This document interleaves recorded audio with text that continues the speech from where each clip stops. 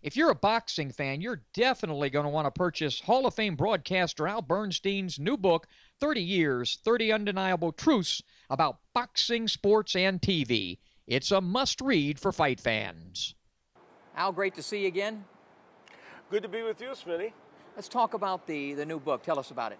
Well, it's called 30 Years, 30 Undeniable Truths About Boxing, Sports, and TV. And it's kind of a compilation of a lot of the experiences I've had and the events I've covered and some of the interesting and fun people I've met. And I hope it's a kind of a humorous, fun telling of those events. I love the title. Where did you get the idea for this title? I'll tell you, to be honest, I couldn't really, when they wanted me to write this book, I said I couldn't really figure out how to write it in a lineal form, like some kind of like start at point A, get to point Z, I just couldn't figure out how to do that. So I thought I needed something that would allow me to make every chapter feel like something different, where I could just time travel back and forth and put them together in a loosely formed configuration and have them be the fabric of what's going on. So I said, what is one thing that I can do? And I thought of this undeniable truth, where I could come up with some ironic undeniable truth, where I could tie in a bunch of things. Like for instance, one of the undeniable truths is that beware of anyone who calls you Mister. And I came up with this one based upon Mike Tyson, because right at the beginning of his career, when I did his fights on ESPN, he was, of course, a young heavyweight. And as you remember from those years, he was very respectful. And you'd bump into him and he'd say, "Oh, hi, Mr. Bernstein," and he'd tell you about boxing history. And then, flash forward about 10 years to 1995, after he'd come out of prison for convicted of rape.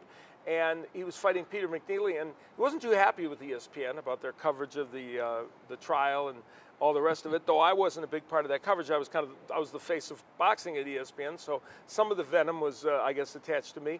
But they managed to convince Tyson to do an interview with us on live TV at the weigh-in of the McNeely fight, and so I was there, and he got off the scales, and instead of coming right over to me, he kind of wandered over to where he sat down and slowly putting his shirt on, slowly putting his pants on, lacing up his shoes, not what we'd planned. So finally, I'm filling time on live TV, and as you well know, that seconds feel like minutes, minutes feel like hours.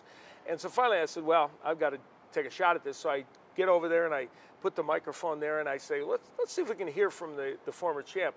Mike, can we get a word with you? And he looked up at me with this devilish grin and said, "No effing way." I said, "I'll take that as a no. Back to you, Charlie Steiner." And I end the chapter by saying, apparently we'd come a long way from Mr. Bernstein. So don't trust anybody that calls you Mr. An undeniable ending to that Yes. to that interview. It's funny though. When I sat down and did an entire show with Mike, he said something that made a lot of sense to me. Though he said that this business is so addictive, and even I think for guys like. I think boxing broadcasters, and you've covered other sports, and I've covered other sports, but what does it take to be a boxing commentator? Well, other than a little bit of insanity. Yeah, well, that's necessary. I'd like to think that at the end of the day, it should take exactly the same things it takes to be a commentator elsewhere. And I know people see boxing differently, and they filter it through this idea that, oh, it's a kind of nutty, crazy kind of sport, and it is that. It's totally entrepreneurial, and the way the sport is configured in terms of the way the participants have to fight it, there's a never-ending amount of crazy things that can happen, more so, it seems, than in other sports. But at the end of the day, I think for us, for broadcasters, we're doing the same thing any good broadcaster would do in any other sport, and the same thing we do on other sports. I mean, or you should anyway. You should be informational to people. You should be telling them what's important. You should be enlightening them. And, so I think, and that's why the really good sportscasters, especially the ones that do play-by-play or hosting, that have come on to do boxing with me from other sports, some of them are not boxing experts, but some have done an excellent job. I think it was the great Jimmy Cannon who called this the red light district of sports. Yeah, it's true. And you're right. To do the job effectively, you have to treat it like another sport, Right. break it down, tell the story. But we certainly come across different characters in this Oh, sport yeah. than in any other sport. I can imagine in the book you must have stories about a lot of those characters. Oh my God, yeah. No, it's true. Well, here's one. Kenny Bang Bang Bogner. Again, it's going to sound like the whole book is about people swearing, but it's actually not, believe it or not. But Kenny Bogner, who was the lightweight fighter years ago, was on ESPN in the early '80s, and he had this rabid following that in Atlantic City that would follow him, and he won this fight against Cato Wilson. It was the ESPN Fight of the Year, and I'm interviewing afterwards on ESPN, and the fans are still all around there chanting and cheering, and he's got this hood over his head, and so the noise is really loud. And I asked him some question about how he won the fight, and he looks at me and he said, "Al, I didn't hear an effing word you said." And then I repeated the question much louder. And he said, "Oh, now I heard you. Before, I didn't hear an effing word you said." So it's like you don't really, although you do encounter that sometimes in other sports, you don't always encounter it. And so there is a colorful, and then I talk in the book about some of the crazy things that have happened in between rounds with trainers and whatever, which is pretty nutty. But yeah, there are a lot of characters in boxing, and that's the part that makes it fun, I think, and makes it interesting. And I know you get a lot of this. I have people coming up to me all the time, youngsters that want to become a boxing commentator, a boxing broadcaster. And what in this book would perhaps help them in that area? Well, I hope that the part that they would take away, I do have a chapter in there, actually, and I don't know if this helps them or doesn't help them, because the undeniable truth is advice can be both right and wrong at the same time. And I took it because Don Dunphy, the great boxing broadcaster of of 4 decades, who I got to meet in 1986 when I interviewed him on ESPN's boxing show, became kind of a mentor and a friend to me after that. And he was my idol growing up as a child. When I was a 10-year-old, I would sneak down and try and listen to the TV when I was supposed to be up, and I heard his voice. So he's an amazing guy. And he said, the one piece of advice I would give you is, once you're doing a boxing match, once that event starts, it's not about you. And at the end of the day, of course, what he's saying is don't hijack an event. Of course, you want to show your personality. You don't want people to forget who you are. But at the end of the day, you don't want to hijack that event. You don't want to make yourself bigger than the event. And I thought that was great advice. And I said the advice is right, but in today's world of sportscasting, if you gave that as advice to a young person, I'm not sure it would be right. Because at the end of the day, I think the majority of sportscasters today think it's always about them. One of the other things I think that causes this sport to be so addictive is the natural, the athletes involved. I always say fighters are the most common and uncommon of all athletes right. I've come across. Your thoughts on fighters? That's a good way to put it. Most common and uncommon, and that's a great phrase, because they're common in that they are. When you interview fighters, and you and I have interviewed thousands, they're really regular guys, aren't they? Most of them. The big superstars, they're already superstars, so they're like any superstars, whether it's musicians, actors, or whatever. They're living in a different kind of bubble. But the average boxer is way different than the average baseball player, let's say, or football player who are pros, because those people already are at a certain level. These fighters are guys that sometimes hold down another job, often, until they get to be a champion.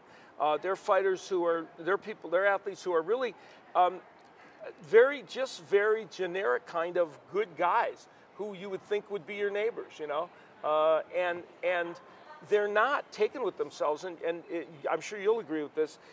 They're much more accessible to the media and much more willing to sit and talk to you than most other professional athletes. And yet they're uncommon, right, in that what they do is dangerous and it's difficult. The last time I was with you, it was in Canastota, and you were being inducted into the Boxing Hall of Fame. You've had some time to think about that now. How does it feel? Oh, it was surreal at the time, obviously. And now it's funny, I look back on it, and as more time passes since it, I'm almost able to appreciate that weekend even more, and appreciate what it is. I think there's 7 broadcasters in the Hall of Fame, counting me, and so I feel like that's just a huge honor. And the Hall of Fame, Boxing's Hall of Fame, is very generous to those people who didn't get there by being in the ring. And anyone that saw me fight as an amateur would know I would never get there based on what I did in the ring back when the dinosaurs were around. I was an amateur boxer, so as time gets more longer after it. I have even fonder memories of that whole weekend. But I think I take it as a validation maybe of what you've done in the past. But it also energizes me for doing things in the future.